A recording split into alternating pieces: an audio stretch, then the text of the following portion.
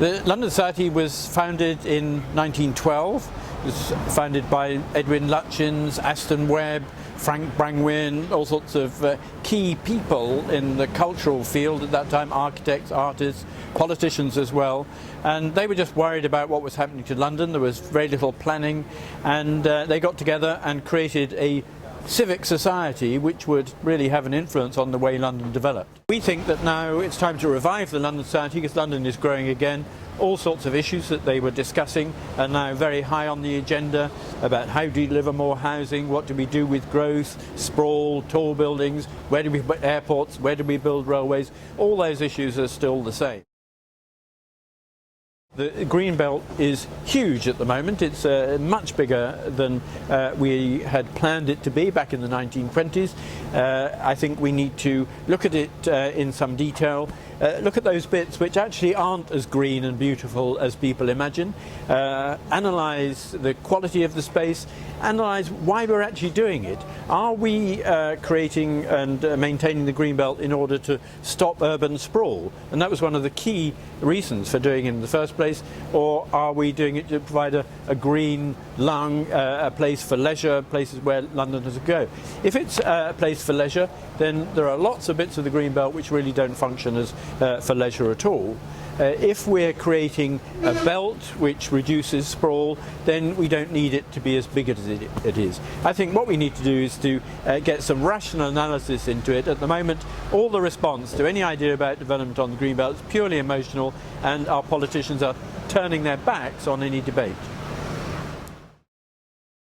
I think one of the problems about solving the housing issue at the moment is clearly we're not building enough homes, so we have a difficulty in terms of getting the private sector to be able to produce enough. We're not producing enough social housing of the sort we produced in the 1960s, and I just don't think we should be relying on the private sector alone to deliver the numbers of homes we need. We need to look at other ways. We need to look at more council housing, and quite a lot of boroughs are doing that. Islington and Newham are producing more council housing. They've got the funds to do it from they're spending the money they get in on rents now for developing new housing. But also we need to look at other areas like customised housing, and I think particularly co-housing, where you get groups of people together who build spaces for themselves. You look at somewhere like Berlin, you get co-housing groups of several hundred people who come together and build quite sizable developments, working together with architects, with designers to create places that they really want to live. And they're producing quite substantial numbers in places like Berlin, in Freiburg and continent. We should be able to do it here. In terms of building for the growth of London, we are going to have to build more densely. That doesn't always mean building tall. Sometimes you can get the same sort of density on sites of lower buildings, but more tightly packed.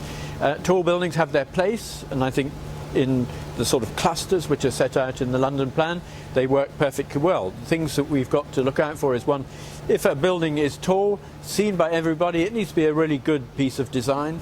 And I'm afraid some of the buildings that are going up at the moment don't really meet the right criteria. I think also we've got to look at how they all work together as a group. If they're in clusters, you've got to look at them as the way they sit together. And then also we've got to be very careful about how we design them at ground level. And I don't think at the moment there is enough thinking, enough pressure to make sure we get the right sort of quality.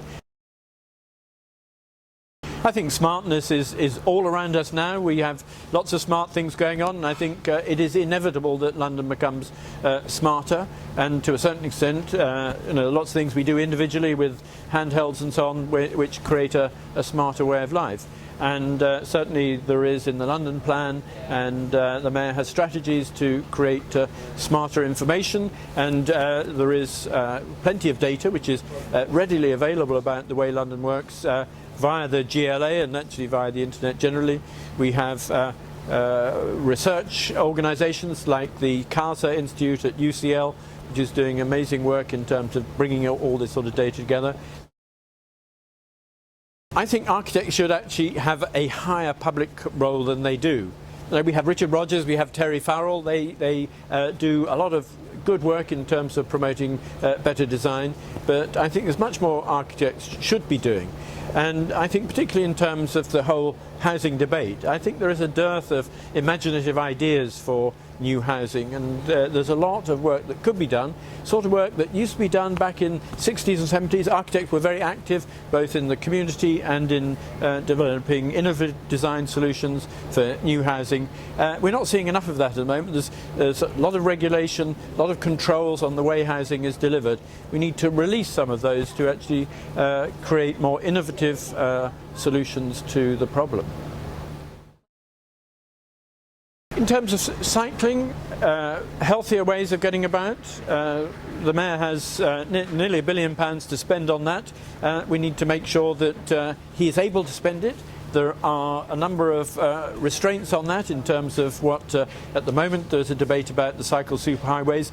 Businesses are saying this is going to hold up the traffic. What we have to convince people is that this is not reducing the amount of road availability, it's redistributing the road to other users, and actually, in my view, to much more efficient users, because cyclists make much more efficient use of road space. They are also clean, green, quiet, and you're much healthier if you cycle.